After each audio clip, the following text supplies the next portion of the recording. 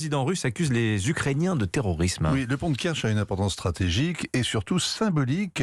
Poutine l'a voulu, il l'a inauguré, il a même été le premier à l'emprunter au volant d'un camion. Tout le week-end, les dirigeants ukrainiens se sont mordus les lèvres pour ne pas hurler de joie. Ils ont revendiqué le coup à demi-mot, puis ils ont démenti mollement et finalement ils ont accusé les services secrets russes de s'être livrés à un règlement de compte obscur. C'est le détail qui tue, c'est le retour du syndrome libanais. C'est-à-dire, Vincent?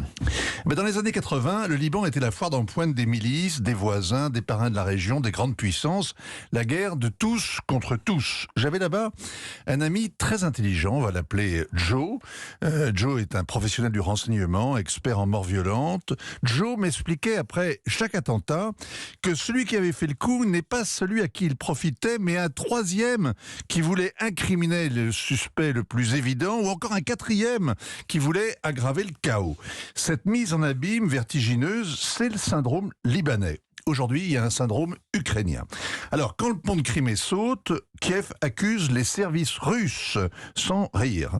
Quand les lignes électriques qui alimentent la centrale nucléaire de Zaporijjia et assurent le refroidissement du réacteur sont coupées, Kiev prétend qu'elles ont été bombardées par les artilleurs russes. Ils mettent en danger l'installation qu'ils occupent et qu'ils viennent d'annexer. On n'est pas plus maladroit.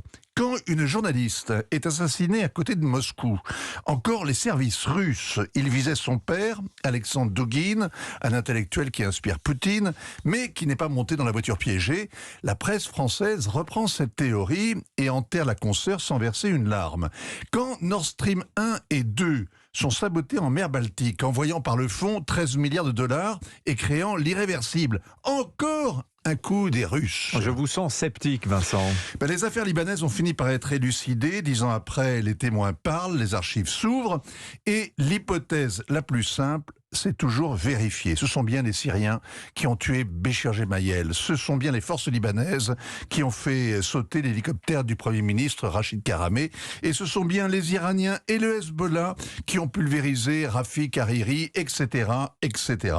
Le New York Times, citant des sources du renseignement américain, a rapporté que les services ukrainiens avaient tué Daria Douguine et raté son père.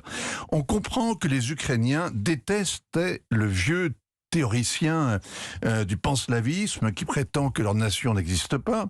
De là à mettre une bombe dans sa voiture, il y a un pas que les démocraties s'interdisent de franchir. C'est du terrorisme d'État.